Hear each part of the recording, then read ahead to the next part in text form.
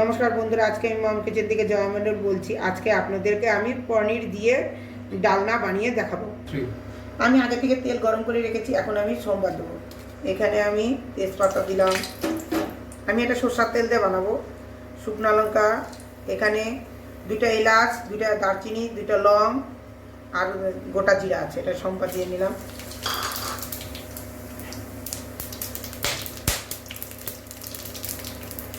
আমি এর মধ্যে আদা কুচি দিয়ে দিলাম,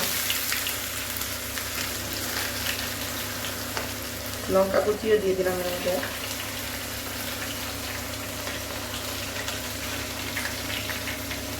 আমি সব হাত দিয়ে দিচ্ছি।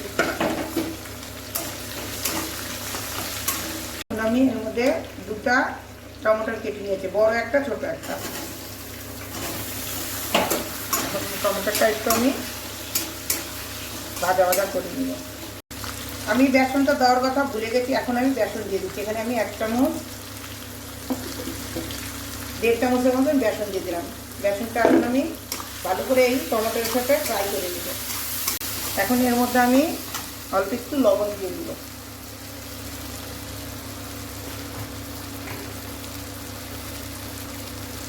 একটু লবণ দিলাম আমি, এখন আবার একটু কষা নেব। অল্প একটু জল দিব, আমি লেগে যাচ্ছে।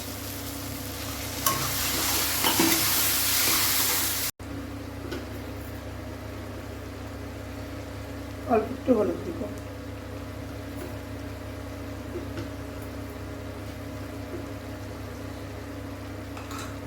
এটাও এখন আমি ভালো করে কষা নেব। টমাটারটা একটু গলে যাক, টমাটোগুলো। এর মধ্যে আমি এখন জিরা পেস্ট দিয়ে দিব।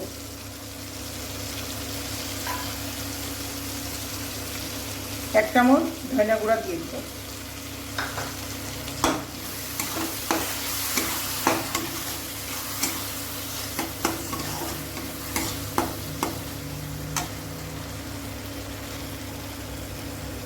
কাশ্মীরি লাল লঙ্কার গুঁড়া দিয়ে দিব।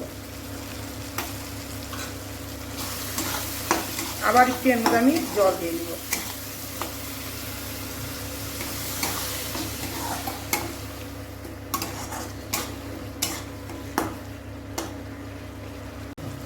এখন আমি এর মধ্যে ক্যাপসিকাম দিয়ে দিব। ছোট ছোট করে কেটে নিয়েছি একটা ছোট্ট ক্যাপসিকাম। এখন এইগুলো ভালো করে কষা নেব, একদম সুন্দর করে কষা নেব। ক্যাপসিকামগুলো আমার সিদ্ধ হয়ে গেছে। এখন আমি এর মধ্যে পনির দিয়ে দিব। এটাকে আমি ভালো করে একটু ভাজা ভাজা করে নেব, একটু জল দিয়ে নেব।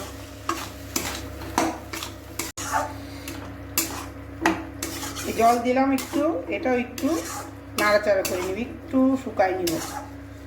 এখানে আমি গরম মশলা বেটে নিয়েছি, এর মধ্যে অল্প একটু জল দিয়ে দিই, দিয়ে এর মধ্যে দিয়ে দিলাম।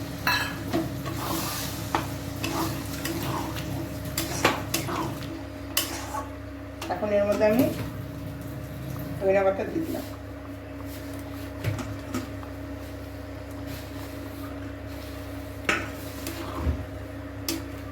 এর মধ্যে আমি একটু চিনি দিব, দিয়ে দিলাম টেস্টের জন্য।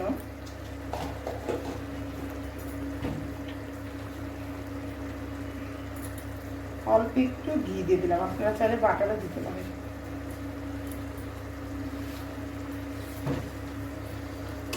আমি একটুখানি জল দেবো, আর একটু একটু ফুটানোর জন্য। এটা এখন ভালো করে ফুটাই দেবো।